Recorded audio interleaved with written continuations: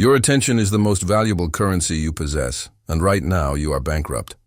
You are drowning in a sea of notifications, opinions, obligations, and trivial pursuits. Your energy is scattered, your time is stolen, and your potential is decaying. This ends now. This book is your system, a radical, non-negotiable filter for your mind. It will teach you to surgically remove the 99% of noise that holds you back, so you can channel 100% of your energy into the 1% that leads to personal victory. Stop being a spectator. Start being a sovereign. Listen and apply. Listen to me. Right now, before we do anything else, you need to understand the enemy. The enemy isn't your boss. It isn't your schedule. It isn't your lack of time. The enemy is a sickness, a voluntary sickness you have chosen to infect yourself with. It's the reason you're unproductive. It's the reason you're unfocused. It's the reason you end another day feeling like you ran a marathon but got nowhere. Today we diagnose it. This is Chapter 1. Diagnose your distraction sickness. Point 1. The definition of the sickness distraction. Sickness is the modern condition of voluntary overload. It's the compulsive need to fill every single moment of silence, every potential pocket of boredom, with external input. It's picking up your phone while you wait for the microwave to finish. It's scrolling through a social media feed while you're on a conference call you don't need to be on. It's listening to a podcast while driving, while walking, while cooking, never allowing a single important, uncomfortable thought to rise to the surface. You feel a moment of stillness, a moment of quiet, and your hand twitches for the phone. You feel a difficult problem at work, and you suddenly decide it's the perfect time to clean your desk. This isn't multitasking. This is cowardice. You are running from the silence where your real work and your real problems live. Let me be brutally clear. You are addicted to the noise. You use it as a drug to sedate yourself from the discomfort of focused, meaningful work. You are addicted to the noise. And like any addiction, the first step to recovery is admitting you have a problem. You are addicted to the noise. It's a low-grade fever for your brain, and it's making you weak. Point 2. The cost of context switching. Now you might be thinking, so what? It's just a few seconds. That's the lie you tell yourself to feel better. That's the lie that is costing you your potential. Every time you switch contexts, from a deep work report to a text message, from a strategic plan to an email notification, you don't just lose that 1 second. You shatter your focus.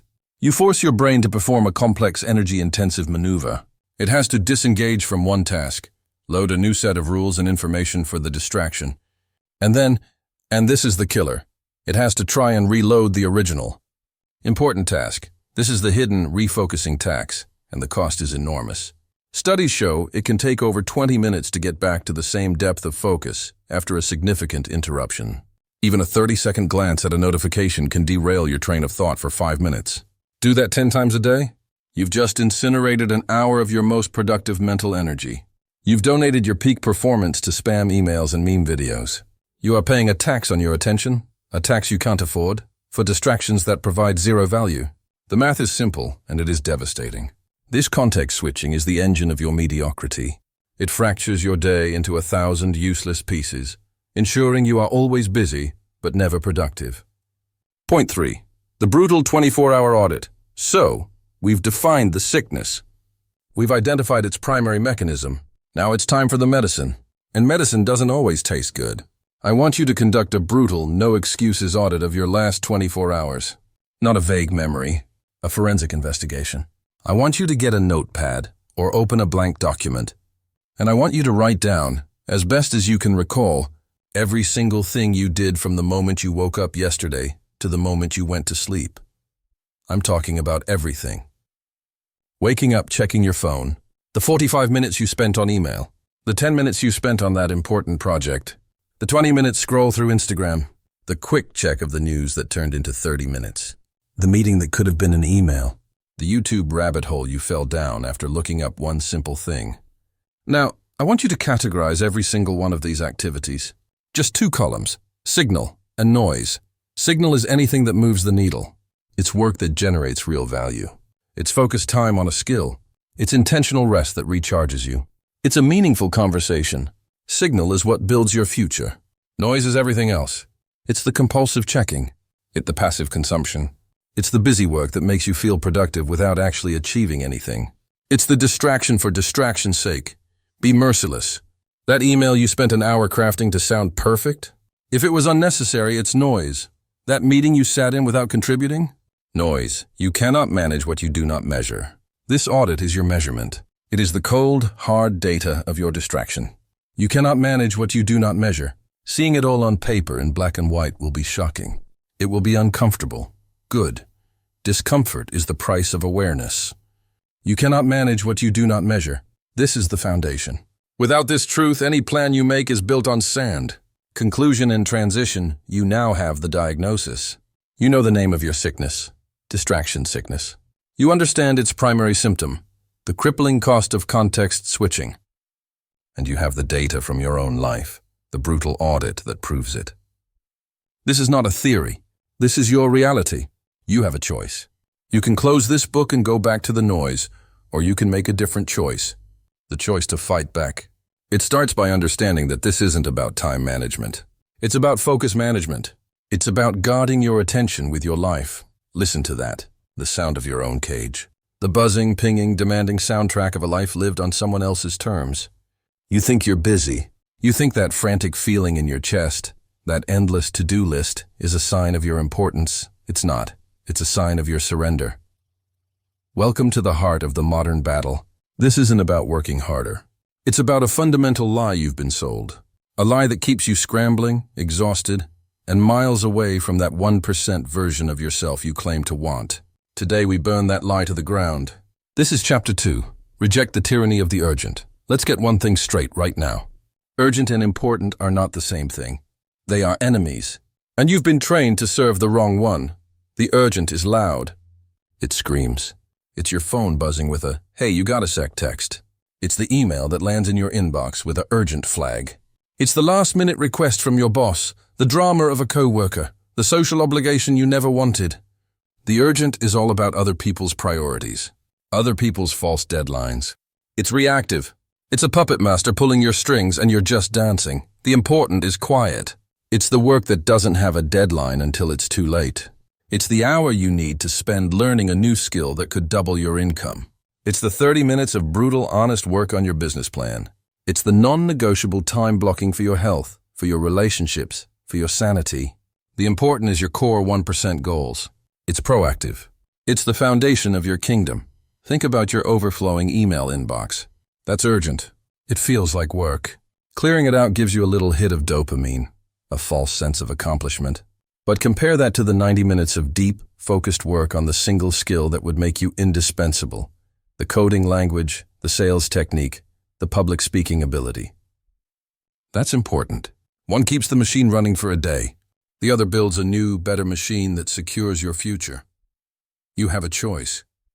You can be a servant to the ringing phone or the architect of your destiny. But you cannot be both. And make no mistake, this isn't an accident. Society is engineered to make you a slave to the urgent.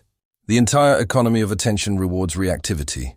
It trains you to jump when called, to respond immediately to every notification, to feel a sense of importance from being needed for trivial things.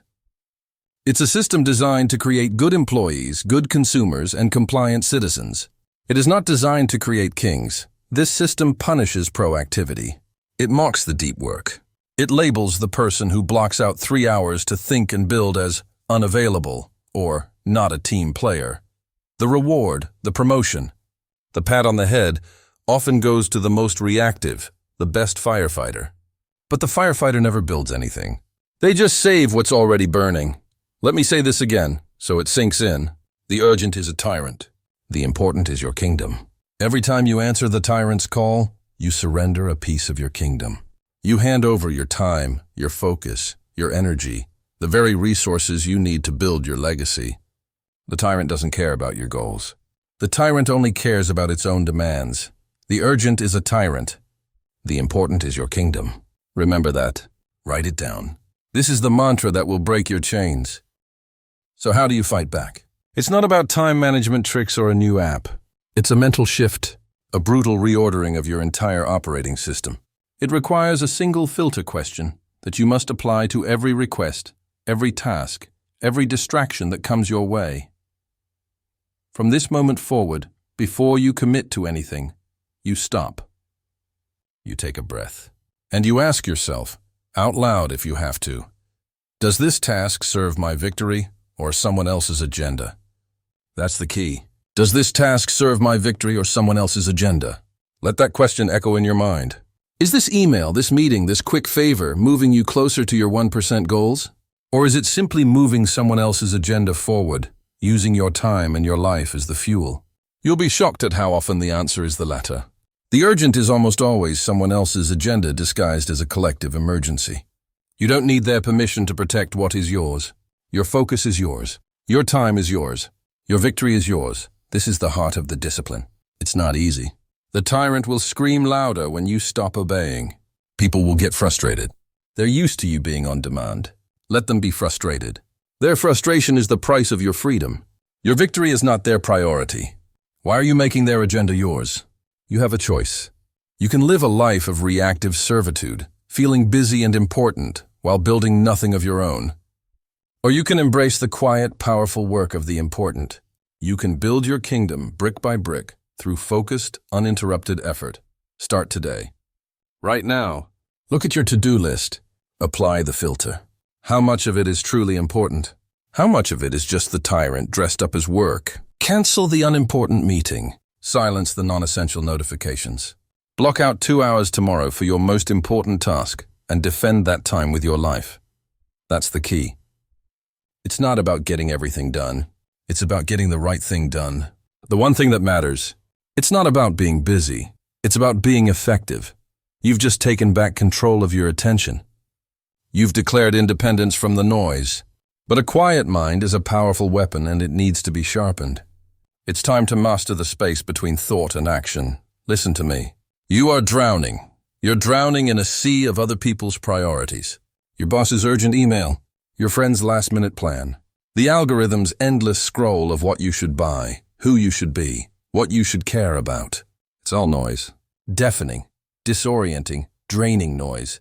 And you're trying to navigate this ocean with a broken compass. You're trying to say no, but you don't know what your yes is. You're trying to filter out the irrelevant, but you haven't defined what's relevant. You cannot filter for a signal you haven't defined. Let me say that again, because this is the bedrock of everything that follows. You cannot filter for a signal you haven't defined. That ends today. Right now, in this chapter, you are going to define your signal. You are going to articulate your personal victory, not a vague someday dream. A concrete, emotional, 90-day target. This is not a wish. This is a command you are giving to your future self. Let's start by looking at the worthless goals you've been carrying around.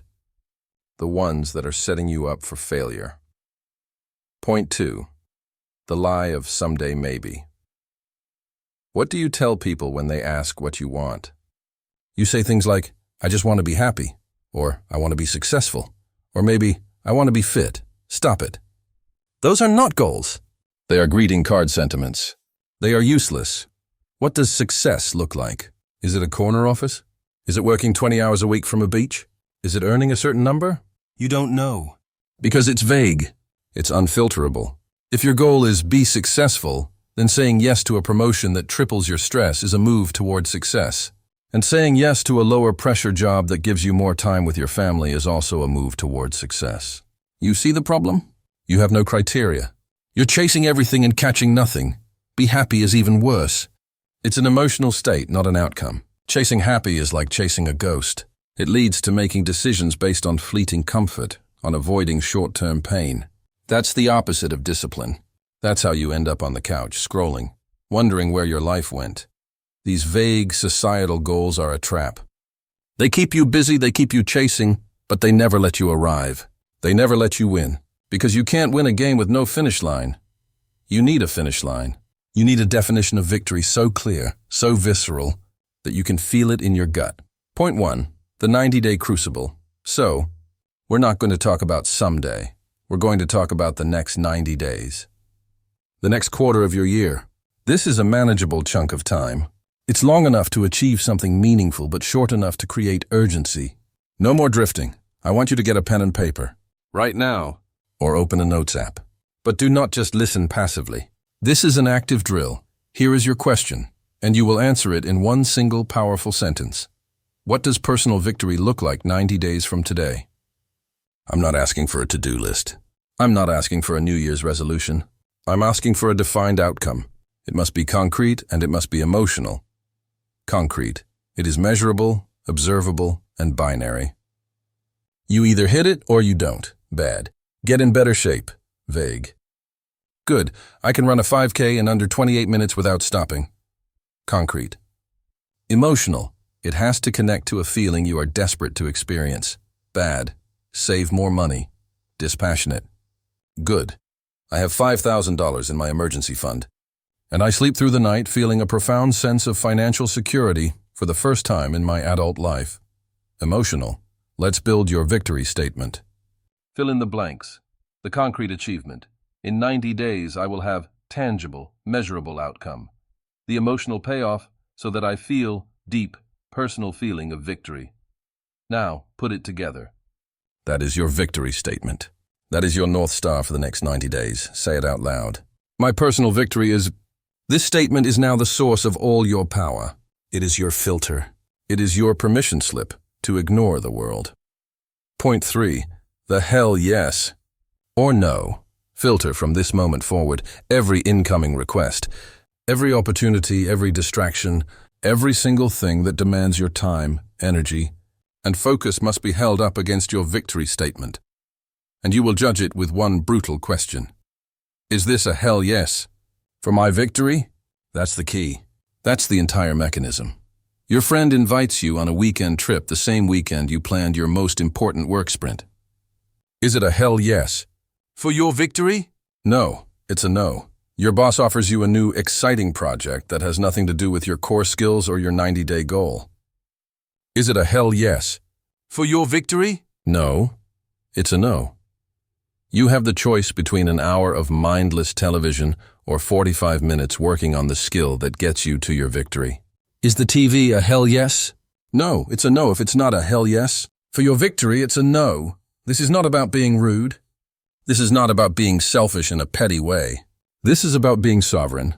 You are the guardian of your one and only life. You are the commander of your time. You don't need their permission to say no. You have a mandate from your future self. You will feel the pull. You'll feel the guilt.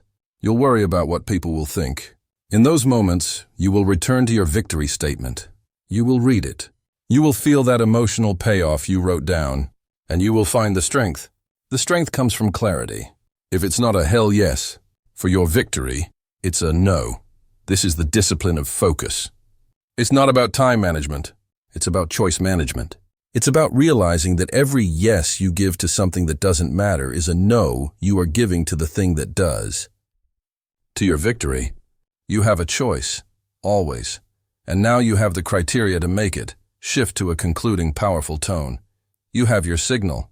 You have defined your personal victory. This statement is your shield against the chaos. It is your compass in the noise. It turns the vague anxiety of wanting a better life into the concrete, daily action of building one. Protect it. Refer to it every morning. Let it be the last thing you think about at night. You have a target. Now go hit it. But a target is useless if you're constantly announcing your every move to the world.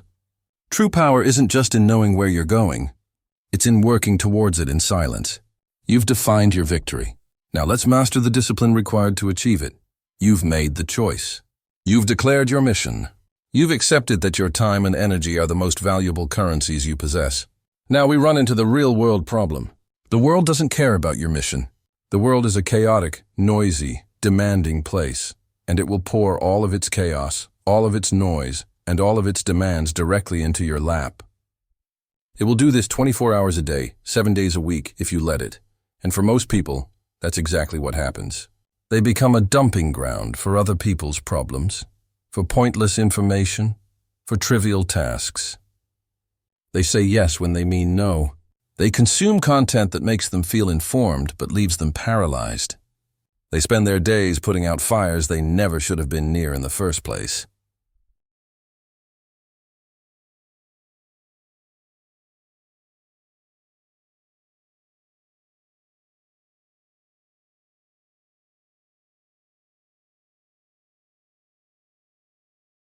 This ends now. You don't need their permission to build your fortress. You don't need to apologize for protecting what's yours. Your focus is your fortress. And every fortress needs an unbreakable gate. That gate is your filter. This isn't a nice-to-have. This is the non-negotiable discipline of defense. That's the key. You must build your unbreakable filter. Point 1. The 3 layers of the focus filter. Your filter isn't just one thing. It's a multi-layered defense system. You need to filter at every point of entry. We're going to build 3 layers, and you will apply them to every single thing that comes at you. Every person, every email, every news alert, every project idea. The first layer is the relationship filter, the who. This determines who gets access to you, your time, and your mental energy. The second layer is the information filter, the what. This determines what data, news, and content you allow into your mind. The third layer is the task filter, the how. This determines how you spend your hours and your effort. These 3 filters work together. They are your strategic command center. Mastering them means you stop being a reactive pinball, bouncing from one demand to another.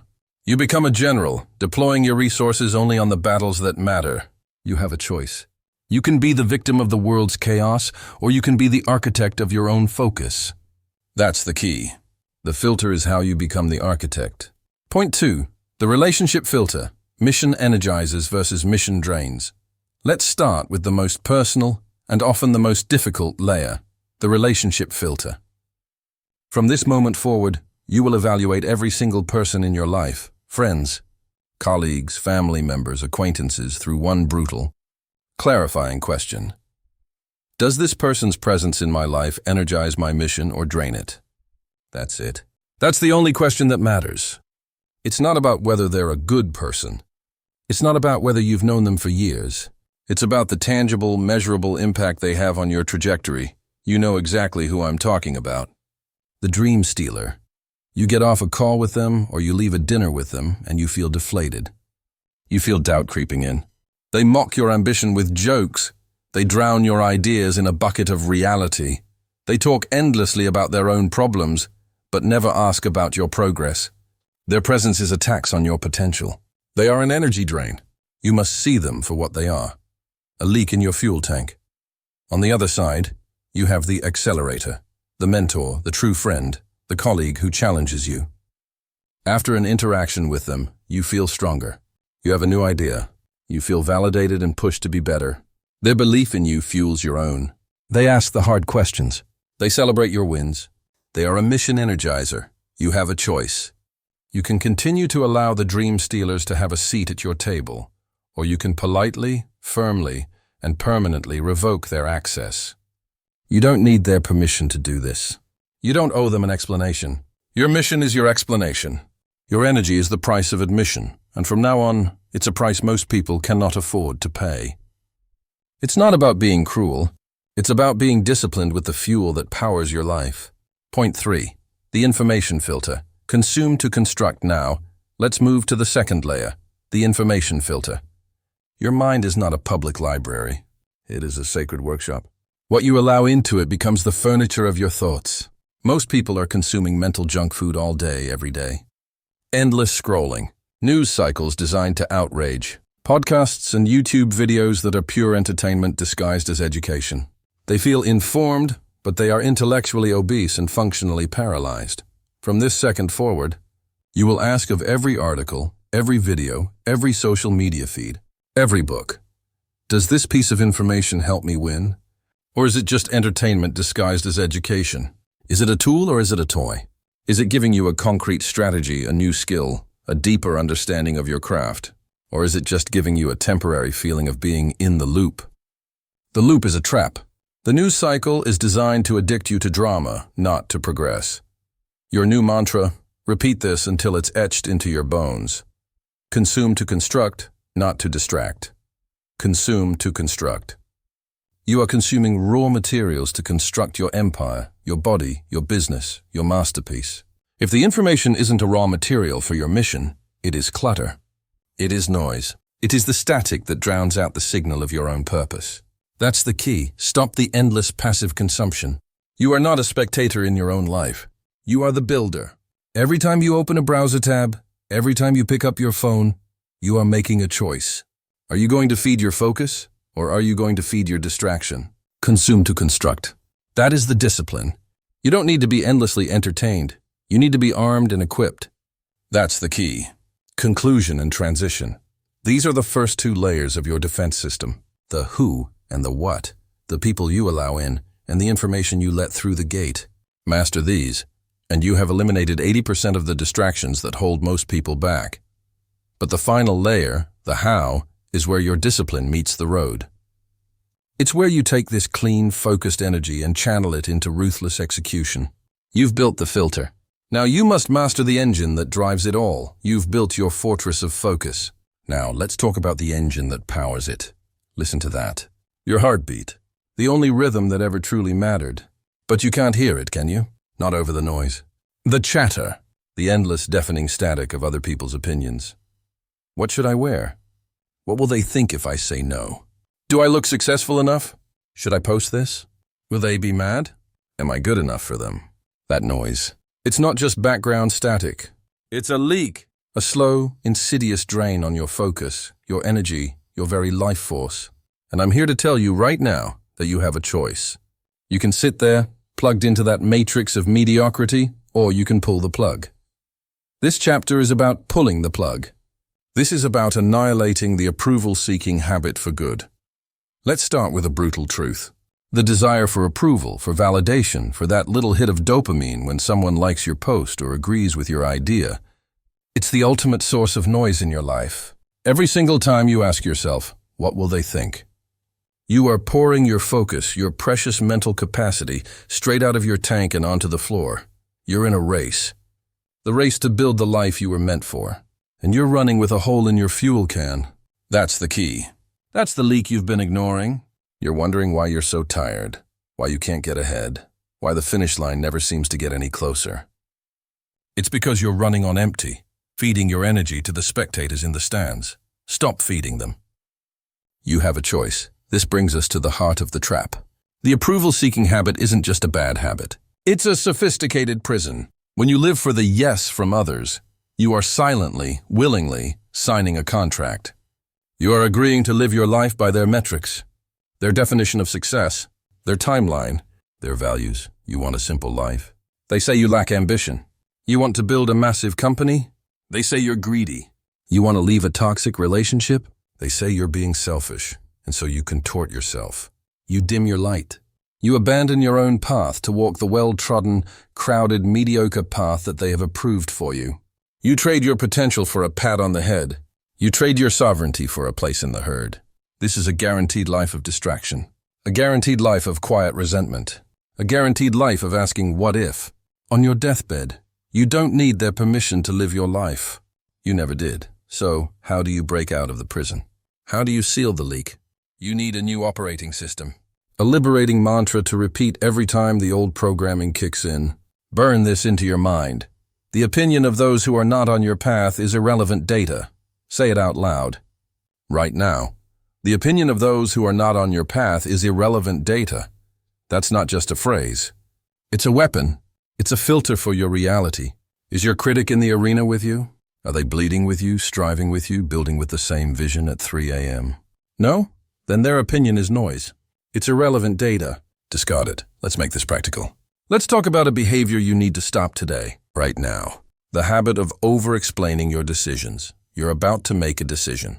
A real one. To quit your job. To move cities. To end a relationship. To start a new venture. And you feel the urge rise. The urge to call your friends, your family, to post a vague question online. You feel the need to justify, to rationalize, to make sure they understand, so they will approve. Stop. That urge is the approval-seeking habit screaming for its fix. When you over-explain, you are not seeking clarity. You are seeking validation. You are handing over your gavel and asking the committee to vote on your life. From this moment forward, your decisions are your own. You do not need a consensus. It's not about getting everyone to understand your reasons. It's about having the discipline to trust your own. This starts with a purge, a ruthless, unemotional purge. Go into your phone settings right now. I mean it, as you're listening. Pull it out and turn off every single non-essential notification. Every like, every retweet, every app update, every news alert, off. You don't need their permission to be left alone. The world does not have a right to interrupt you on a whim. The only things that should be allowed to make a sound are your phone calls from specific contacts and maybe your text messages. Maybe. That buzzing, that pinging, it's not a call to action. It's a leash, and you're the dog. Next, install a website blocker on your computer. You know the sites, the infinite scroll of social media, the bottomless pit of news comments, the online shopping. Block them during your work hours. This isn't a suggestion. It's a non-negotiable command. You are physically incapable of resisting temptation when it's one click away, so you remove the click. You don't need their permission to protect your focus. That's the key. You are not being weak by using these tools. You are being strategically strong. You are acknowledging the enemy's strength and building a better wall. Finally, create a focus or work mode on your phone. A mode that silences the world, hides the colorful icons, and leaves you with only the bare essentials. You activate this mode the moment you sit down to work. This isn't just a setting. It's a ritual. It's you drawing a line in the sand and telling the digital chaos, you shall not pass. Your focus is your most valuable asset. Start defending it like one. Point 2. The physical perimeter. Your brain takes cues from its environment. A cluttered, chaotic space creates a cluttered, chaotic mind. You cannot expect to do the work of a king from a pigsty. So we fortify the physical perimeter. This is about creating a dedicated, clean, and distraction-free workspace that signals to your brain, with absolute clarity, that it's time for deep work. This space is sacred. It is not your couch with the TV on in the background. It is not your bed with your laptop balanced on your knees. That's amateur hour. That's playing at work. You need a station, a specific desk, a specific chair. This space should be meticulously organized. Nothing on it that isn't essential for the task at hand. No random bills, no yesterday's coffee mug, no stack of mail waiting to be sorted. Clean it, wipe it down. Every morning before you start, this does 2 powerful things. First, it eliminates micro-distractions. That stack of papers in your peripheral vision is pulling a tiny amount of your attention. That dirty mug is a reminder of a chore you haven't done. It all adds up. A clean slate means a clean mind. Second, and more importantly, it builds a powerful Pavlovian response. When you sit in that chair, at that clean desk, your brain learns. It learns that this posture, this view, this physical location means one thing and one thing only. It's time to focus. It's time to produce. You are building a trigger for deep work. You don't need a fancy office. You need a designated space that you control. That's the key. You are commanding your environment to serve your mission, instead of letting your environment command you. It's not about having a nice desk. It's about the discipline of creating a space that demands respect and focus from your own brain. Fortify your physical perimeter, and you fortify your mind. Point 3. The social perimeter. This is the hardest wall to build because it involves other people. The people you love, the people you work with. They are the friendly forces who, without malice, become your biggest source of distraction. Their quick questions, their got a sec, chats, their constant availability on Slack or Teams. You have trained everyone in your life that you are always on call, and you must untrain them. Now, this requires the discipline of no. Not a rude, aggressive no. A graceful but firm and unshakable no. You must learn to say, I'm in the middle of something important right now. Can I get back to you during my communication window at 3 p.m.? That's it. That's the script. You are not rejecting the person. You are defending your focus. You don't need their permission to do your work. This is where you establish communication windows. You do not respond to emails and messages as they arrive. That's just letting other people set your agenda. You batch your communications. You designate specific, limited times in your day. For example, 11 a.m. and 4 p.m., where you open the gates and handle all incoming communication. Outside of those windows, you are unavailable. You close the email tab.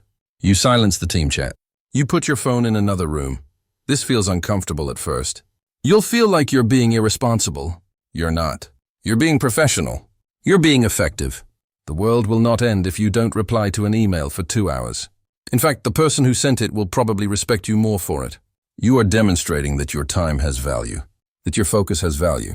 You are teaching people how to treat you. It's not about being a jerk. It's about the discipline of prioritizing your mission over the momentary comfort of others. Your social perimeter is the ultimate test of your resolve. Hold the line. Conclusion: your mental perimeter is the foundation upon which everything else is built. Without it, your discipline has no home. Your focus has no sanctuary. You are just a tourist in your own life, buffeted by every passing demand and distraction, but you are not a tourist anymore. You are the commander of your fortress. You have the blueprints. Build the digital moat, secure the physical perimeter, and hold the social line with unwavering resolve. This is how you take back control. This is how you create the space for the work that actually matters to get done. You have a choice. You can be the victim of the siege, or you can be the unbreachable wall. The choice is yours. You've secured your focus. Now let's talk about the one resource even more precious than time, and how to stop wasting it. Listen, you're drowning. You're drowning in a sea of obligations. Work emails, family demands, social commitments, household chores, the endless scroll of news and entertainment. You're trying to keep every single ball in the air, terrified of the consequences if one drops. You've been taught that dropping a ball is failure, that letting something slide is a mark of your incompetence, your weakness. I'm here to tell you that's a lie. The most dangerous lie you've been sold. The path to true mastery, to real power, isn't about doing more. It's about deliberately doing less. It's about making a ruthless, conscious choice about what you will ignore. Today we reframe your entire understanding of focus. Today we embrace the power of strategic neglect. Point 1. Reframing neglect as a weapon for your entire life. Neglect has been a dirty word. It implies irresponsibility. A character flaw. You feel guilty for neglecting your inbox, for neglecting a fun social event, for neglecting the latest trending show everyone is talking about. Stop it. Right now, I want you to erase that definition from your mind.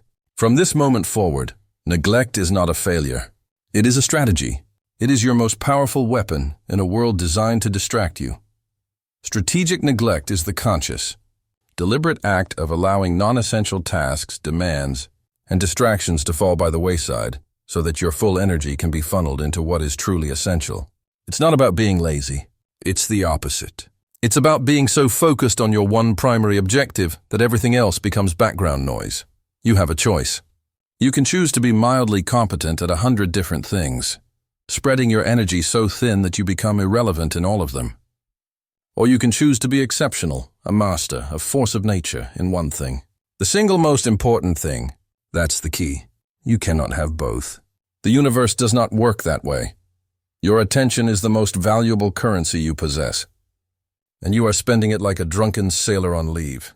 Every time you divert your focus to something that does not serve your core mission, you are making a withdrawal from your potential.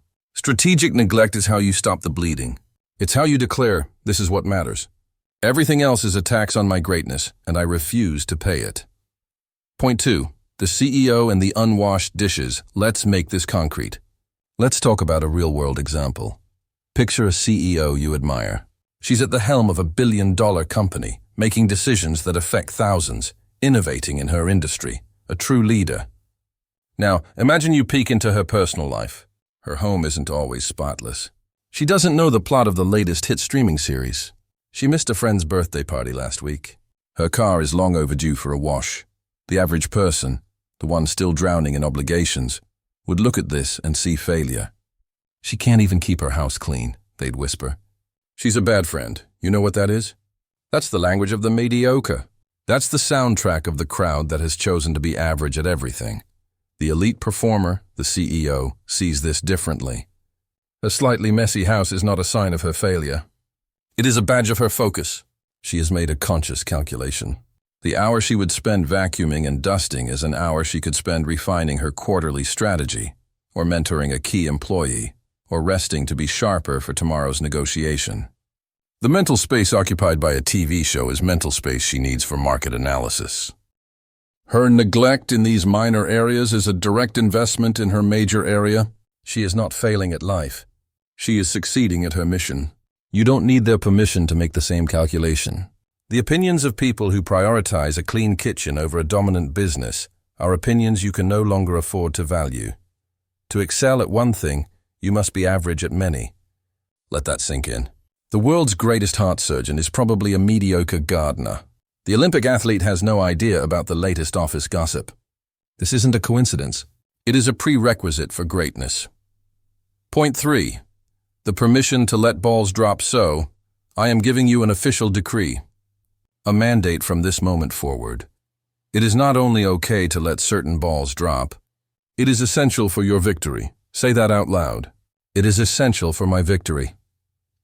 The guilt you carry for not being everywhere, for not doing everything, is a weight that is crushing your potential. It's time to put it down. You must conduct a brutal audit of your life and identify the balls you are juggling. Which of them are made of rubber? They'll bounce. It's fine. A late email reply, a missed casual lunch, a dusty bookshelf saying no to a project that doesn't align with your goals. These are rubber balls. Let them drop. They will bounce and the world will keep spinning. Now identify the glass balls. There are only one or two. Your core health, your most critical relationships, your primary source of income and mission. These you catch with everything you have. You protect them ferociously. Most people are exhausted because they treat every ball like it's made of glass. They give the same emotional energy to choosing a birthday card as they do to closing a business deal. This is insanity. It's not about being a perfect, well-rounded person. It's about the discipline of radical focus. To excel at one thing, you must be average at many. This is your new mantra. Repeat it when you feel the pull of distraction. Repeat it when the guilt creeps in. You are not neglecting things because you are weak. You are neglecting them because you are strong. Because you have the clarity and the courage to admit that you are not a god. You are a specialist, a master in the making, and masters do not dilute their efforts. Conclusion and transition. Strategic neglect is the scalpel you use to cut away the fat of your life, revealing the muscle of your purpose. It is the active daily choice to favor excellence over approval, mastery over mediocrity. You now have the permission you never gave yourself. The permission to focus. The permission to be great at one thing, even if it means being unremarkable at 100 others. You've chosen what to ignore. Now, you must master the environment you've created. You must learn to control the most powerful tool you have, your own voice. Let's talk about how to weaponize your silence. You've built the filter. You've learned to say no. You're directing your energy with the precision of a laser. But what happens when the laser overheats? What happens when the focus sputters and dies? You crash, you burn out, and you think it's a moral failure. You think you've lost your edge. You're wrong. Burnout isn't a sign of weakness. It's a sign of a flawed system. You're trying to run a high-performance engine on contaminated fuel and no maintenance.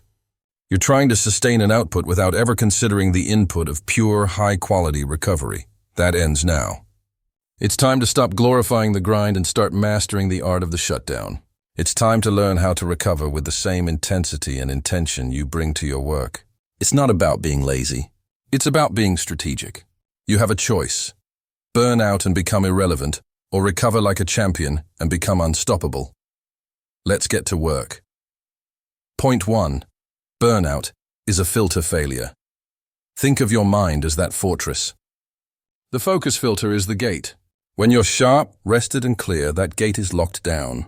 Distractions, doubts, other people's demands, they all bounce right off. You are impenetrable, but exhaustion, fatigue, that is the master key for every distraction trying to break in. When you are tired, your willpower is the first thing to go. That one quick check of your phone turns into a 30-minute scroll through a swamp of other people's highlight reels. That unimportant email suddenly feels like a 5-alarm fire. You start saying yes to things you should veto because you no longer have the mental energy to enforce the no. This is the core of the issue. Burnout is a filter failure. It's not that you forgot how to focus. It's that the noise seeps back in through the cracks of your exhaustion. The chaos wins not because it's stronger, but because your defenses are down. You must internalize this. Your ability to run the focus filter, to guard your attention with your life, is directly dependent on your energy reserves. A drained battery cannot power a sophisticated security system. It's that simple. You don't need their permission to rest. You don't need to buy into the culture that celebrates sleepless nights as a badge of honor. That's the culture of the amateur. The professional knows that sustained high-intensity focus is a biological process. It requires fuel. It requires downtime. It requires that you shut down completely so you can reboot, fully charged. That's the key. Peak performance isn't just about the hours you put in, it's about the quality of the energy you bring to those hours. And that quality is forged in the moments you are not working. Point 2. The discipline of active recovery. You need to recover. Great. But most people do this wrong. They think recovery means collapsing on the couch and scrolling until their brain turns to mush. That's not recovery. That's passive consumption. That's just switching from one type of drain to another. You're swapping your productive energy for anxious, fragmented, low-value noise. You're not recharging your batteries. You're just connecting them to a different, equally draining power source. The alternative is active recovery. Active recovery is intentional. It's deliberate. It's an activity that genuinely restores your mental and physical energy, rather than just numbing you out. Passive recovery is scrolling. Active recovery is a walk in nature. No phone, no podcast, just you, your breath, and the rhythm of your feet on the ground. Passive recovery is binge-watching a show. Active recovery is spending 20 minutes preparing a healthy, nutrient-dense meal. Passive recovery is doom-scrolling the news. Active recovery is 10 minutes of focused stretching or a short meditation session, or reading a book that actually fills your mind with something valuable. You have a choice. You can let your downtime be a void that sucks you in, or you can command your downtime to serve your comeback. Active recovery is not negotiable. It's a scheduled, non-negotiable part of your operating system. You don't do it when you feel like it. You do it because it's what a high-performance individual does. It's part of the job description. It's not about wanting to go for a walk. It's about the discipline to go for the walk when your lazy brain is screaming for the couch and the smartphone. That's the key. You are making a conscious decision to invest in your own capacity. You are choosing the harder, more disciplined path in the moment for a massive payoff in clarity and energy later. Point 3. The non-negotiable trinity. All of this rests on a foundation. You cannot talk about elite recovery without talking about the 3 non-negotiable pillars: sleep, nutrition, and movement. This isn't self-help fluff. This is the fundamental engineering of a high-performance human. Let's be blunt. Sleep is not for the weak. It is for the focused. While everyone else is burning the midnight oil and glorifying their fatigue, you will be in bed. You will prioritize 7 to 9 hours of quality sleep, not as a luxury, but as a strategic weapon. This is when your brain cleans house, consolidates memories, and repairs itself. A sleep-deprived brain is a fuzzy, slow, filterless brain. You don't need their permission to get your sleep. Make it non-negotiable. Nutrition is not about pleasure. It is about fuel. You are a machine. Would you put watered-down, contaminated gasoline into a Formula One car? Then stop putting processed junk, sugar, and inflammatory garbage into the machine that is your body. What you eat directly impacts your focus, your mood, and your energy stability. Eat to power your focus, not to placate your cravings. Movement is not optional. It is essential. This isn't about getting ripped. This is about pumping oxygen to your brain, regulating your stress hormones, and maintaining the physical vessel that carries your mind. A body that is stagnant breeds a mind that is stagnant. A daily walk, a few strength training sessions a week. This is maintenance. This is what keeps the system oiled and running smoothly. These 3, sleep, nutrition, movement, are the bedrock.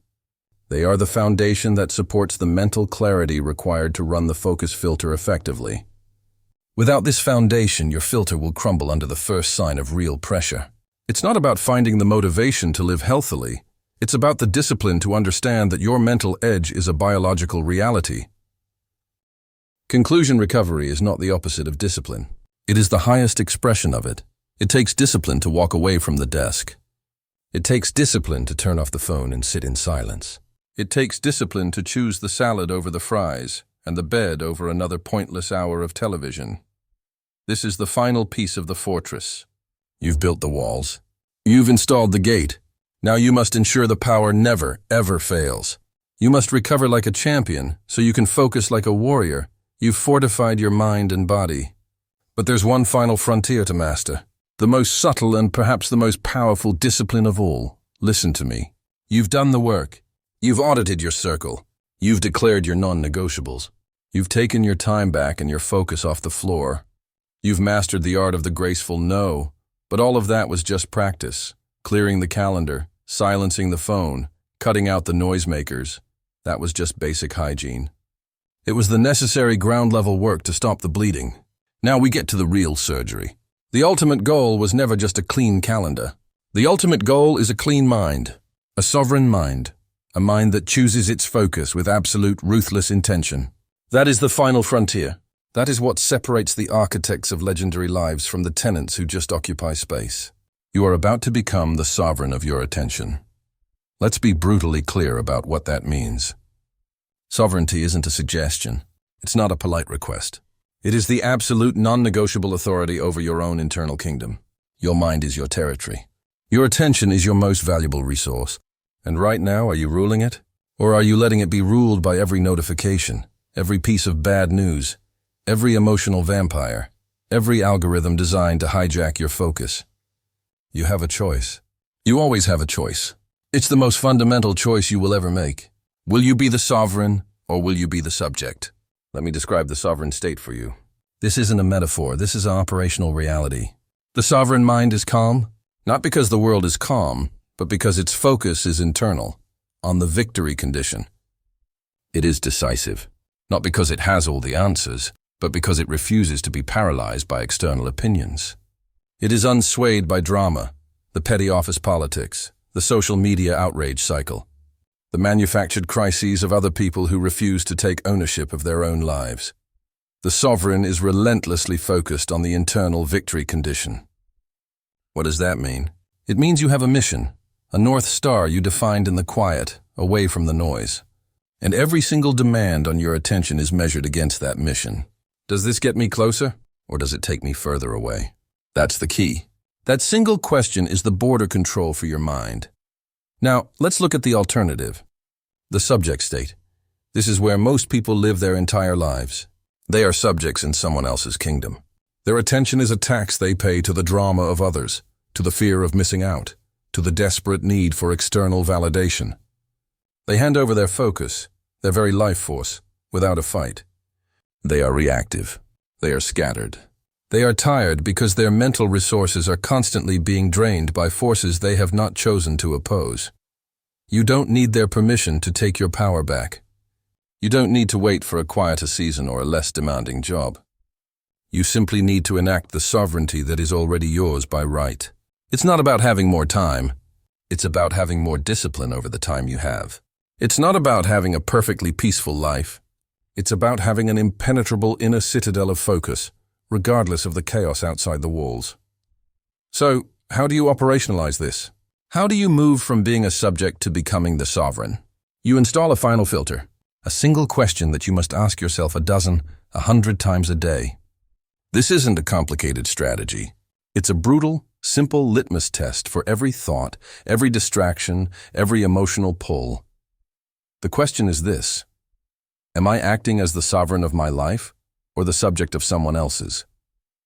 Let that question land. Feel the weight of it. You feel the urge to scroll through a comments section, diving into arguments that have zero impact on your mission.